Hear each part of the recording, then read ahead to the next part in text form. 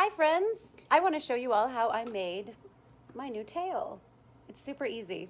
If you already have a monofin and a tailskin, all you need to do is buy some neoprene, which I will put a link to in the description below.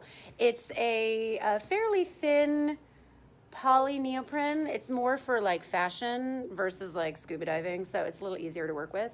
And if you have a tailskin you like, you simply lay it out on the neoprene and cut 2 of them, and then the fun begins, all of the painting, which I'll show you a time lapse of it right here. I mean right here. This way.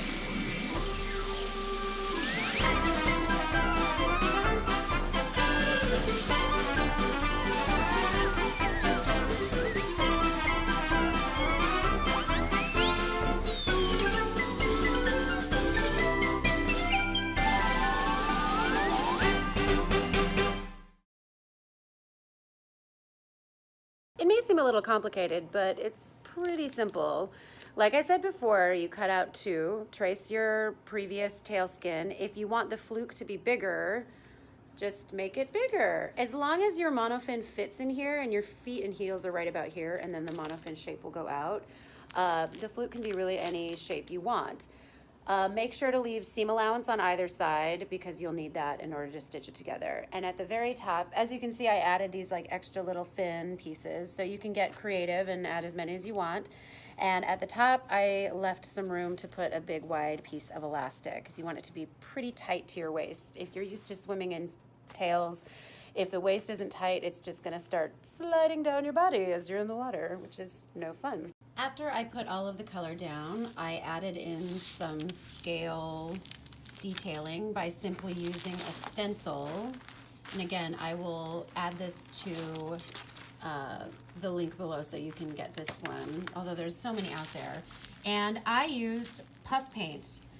I mixed a little bit of puff paint with some glitter paint. I want to make sure that the glitter is sealed into the paint because I do not like glitter in any pool or natural waterway. That's not a good thing. So make sure it's really sealed in there. And I simply just painted in the scales. So that was pretty simple and straightforward. Lastly, I added in some detailing with some fabric paint.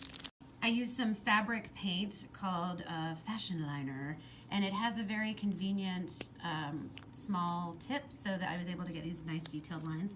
And one thing when you're airbrushing, yeah, wear gloves, because look at this. Oh, this is so bad. Anyway, I'm so bad about wearing gloves when I paint things.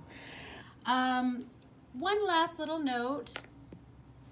I haven't worked with this fabric too much yet, but I did stitch just a simple straight stitch along all the edges so it would prevent any fray.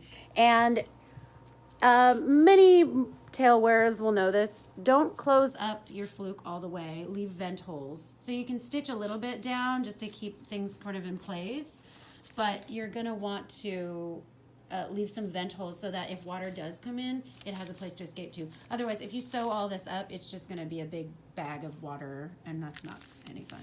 Make sure and leave enough room in the bottom, even if you do seal up some of the parts, to put your monofin in. So it needs to be able to slide in and fit so that you can swim in it.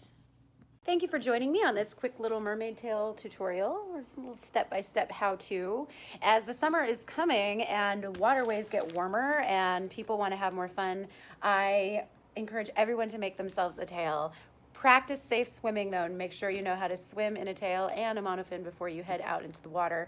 And also, it's a good idea to check with your local pools whether or not they allow fins. And happy swimming and happy crafting.